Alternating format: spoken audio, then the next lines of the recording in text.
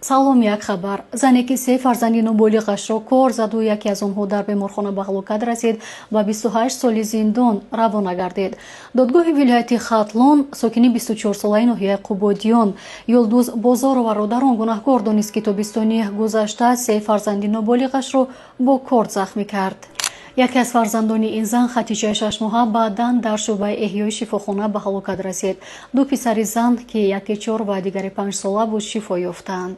додгоҳ ин занро барои куштори ноболиғ бо бераҳмӣ ё модда 104 қисми 2 бандҳои А, В, Е кодекси ҷинояти гунаҳкор дониста барои 28 сол ба зиндон маҳкум намуд. аз зедмобайл миллионро гир борди асосӣ 1 миллион сомонӣ ҳар моҳ то 30 000 сомонӣ борд карда мешавад. ҳамагӣ бо 3,5 сомонӣ айди рамзро бихар ва иштирокчии бозии бурднок шав. зедмобайл аз 2 то миллион як қадам роҳ аст. хабарҳои бештар дар телеграм канали Азия Плюс.